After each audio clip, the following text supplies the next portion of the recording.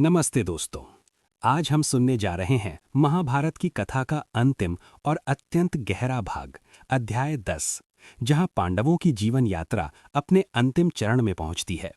ये अध्याय है त्याग, वैराग्य और स्वर्गारोहण की अद्भुत कथा।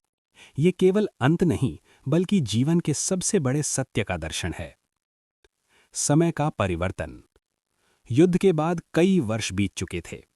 युधिष्ठिर एक न्यायप्रिय राजा के रूप में हस्तिनापुर पर शासन कर रहे थे।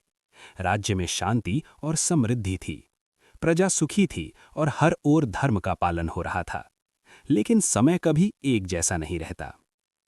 श्री कृष्ण का अंत। एक दिन एक दुखद समाचार आया। भगवान कृष्ण ने इस संसार को त्याग दिया। द्वारिका नगरी भी समुद्र में समा गई। ये समाचार सुनते ही पांडवों का हृदय टूट गया। कृष्ण केवल उनके मित्र नहीं थे, बल्कि उनके मार्गदर्शक, रक्षक और जीवन का आधार थे। वैराग्य का भाव।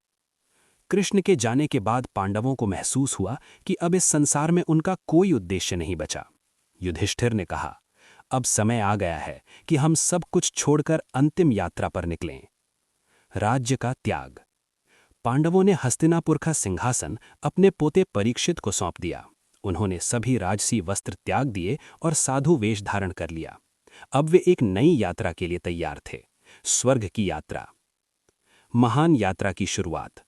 पांचों पांडव और द्रौपदी हिमालय की ओर चल पड़े। ये यात्रा आसान नहीं थी। ऊंचे पहाड़, ठंडी हवाएं, कठिन रास्ते, लेकिन उनके मन में दृढ़ निश्चय था। द्रौपदी का पतन। यात्रा के दौरान सबसे पहले द्रौपदी गिर पड़ी। भीम ने युधिष्ठिर से पूछा, मां द्रौपदी क्यों गिर गईं? युधिष्ठिर ने उत्तर दिया, उन्होंने अर्जुन से अधिक प्रेम किया, इसलिए ये उनका दोष था। ये सुनकर भीम चुप हो गए। सहदेव और नकुल का पतन। कुछ दूर चलने के बाद सहदेव गिर पड़े। युधिष्ठिर बोले, उन्हें अपने ज्ञान पर गर्व था। फिर नकुल भी गिर गए। उन्हें अपनी सुंदरता पर गर्व था। अर्जुन का पतन। आगे बढ़ते हुए अर्जुन भी गिर पड़े। भीम ने फिर पूछा। युधिष्ठिर बोले, अर्जुन को अपनी वीरता पर अहंकार था। भीम का पतन। अब केवल भीम और युधिष्ठिर बचे थे। थोड़ी दूर चलने के बाद भीम भी गिर पड़े। उन्होंने अंतिम बार पूछा, मैं क्यों गिरा? युधिष्ठिर ने कहा, तुम्हें अपनी शक्ति पर गर्व था और तुम भोजन के प्रति अधिक आसक्त थे। भीम ने मुस्कुराकर आंखें बंद कर लीं। युधिष्ठिर और कुत्ता। अब केवल युधिष्ठिर अकेले बचे थे। उनके साथ एक कुत्ता चल रहा था, जो पूरी यात्रा में उनके साथ था। इंद्र का आगमन। अचानक देवताओं के राजा इंद्र अपने रथ के साथ आए। उन्होंने कहा, युधिष्ठिर, तुम स्वर्ग चलो। युधिष्ठिर की परीक्षा।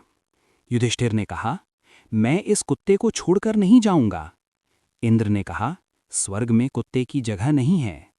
लेकिन युधिष्ठिर अडिग रहे। जिसने मेरा साथ नहीं छोड़ा, मैं उसे कैसे छोड़ दूं? धर्म की जीत। तभी वो कुत्ता अपने असली रूप में प्रकट हुआ।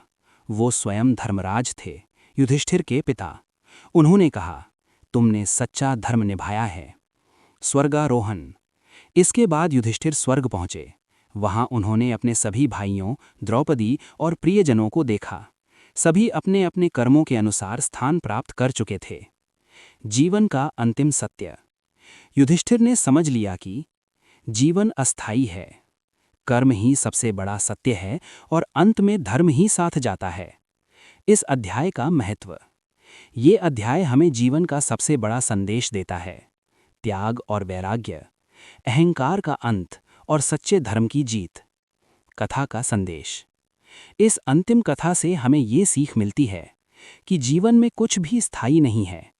अहंकार हमें गिरा देता है। सच्चा धर्म वही है जो अंत तक निभाया जाए।